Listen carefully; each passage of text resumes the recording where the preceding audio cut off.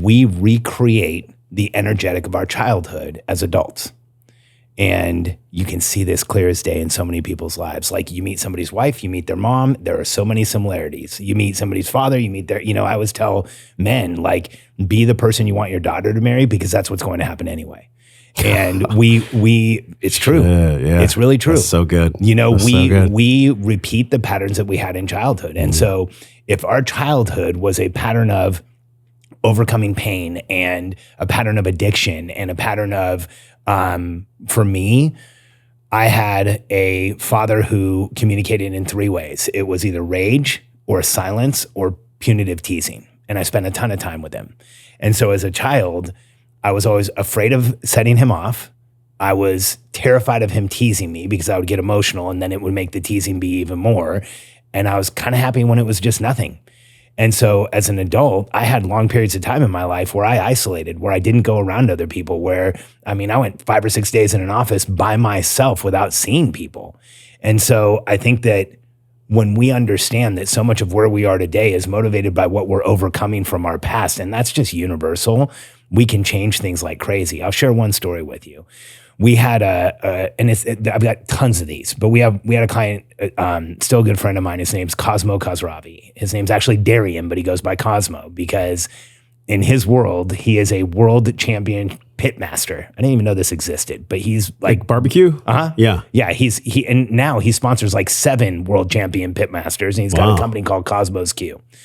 So Cosmo came and we were working together, and I think his business was at about 2 or 3 million, and we put some structure in place. We put some systems in place. We put our planning systems, our simple operation system in place, and the business started growing. And we were at one of our events, and he sat down next to me and he's like, Alex, so you see what I'm doing? And I want to grow more, and I want this to really, get out there more. What do you think I should do? And I said, Cosmo, I think you need to work on yourself.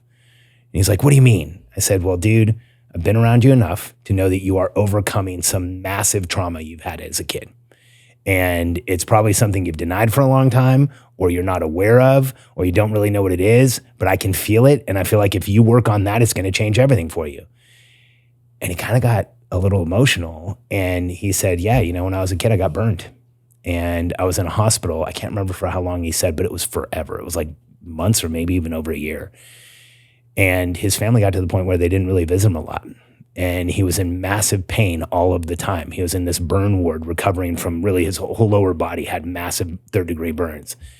And when Cosmo went and started getting some EMDR therapy and started dealing with the feelings and the energetic patterns that were still in his body from that period of time, from the abandonment issues, from the solitude, from the pain, just the massive amounts of physiological pain, almost immediately his company exploded. He went from like 3 or 4 million to I think 13 or 15 million.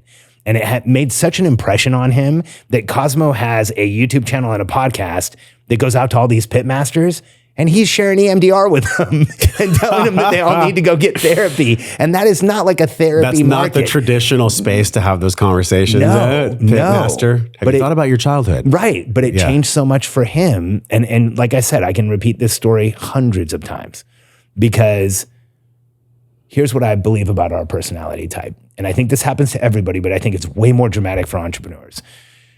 If we are truly evolutionary hunters, we have this ability to rapidly and severely repress the emotions we're feeling in the present.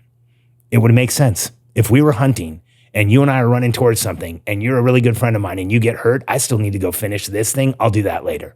I'll feel those feelings later, maybe. Or maybe I'll just repress them until I don't.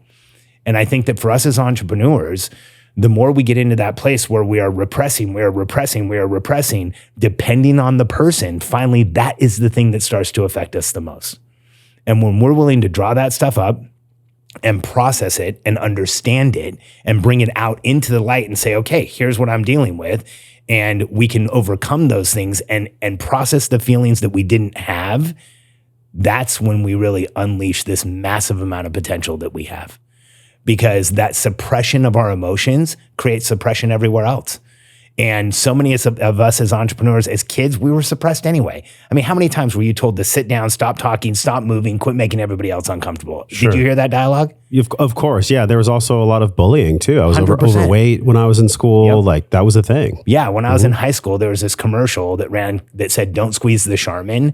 And it was people squeezing this toilet paper. I don't know if you remember it, but if you look it up on YouTube, it's there. And walking, when I was a freshman and a sophomore in high school, I was very small and overweight, and people would run up and grab the sides of my waist and squeeze as hard as they could and yell, don't squeeze the Charmin, or don't squeeze the Charfen. And dude, I would come home and have bruises on the side of my body. And so there was like this amount of suppression of who I was and how I was and how I felt and how I thought.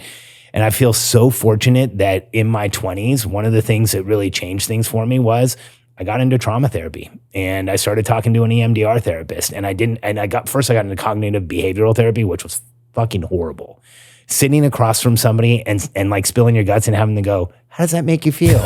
By the third time the therapist said, how does that make you feel? I'm like, I literally said, I feel like I want to come across the room and punch you in the face. She's like, what are you talking about? You can't threaten it. And I'm like, look, I'm not going to do it, but I feel like this is totally unproductive. Like, stop telling me, ask me how I make you feel. Like, how does it make me feel? Fuck, I'm here because I'm not feeling great. And you just keep asking the same damn question and it's work. So I feel lucky I found EMDR therapy because it's a different type of processing. And I've recommended it to literally tens of thousands of entrepreneurs, and not a week or a month, probably a week or 2 weeks goes by that somebody doesn't reach out and say, hey, I just had my third session and it's life-changing.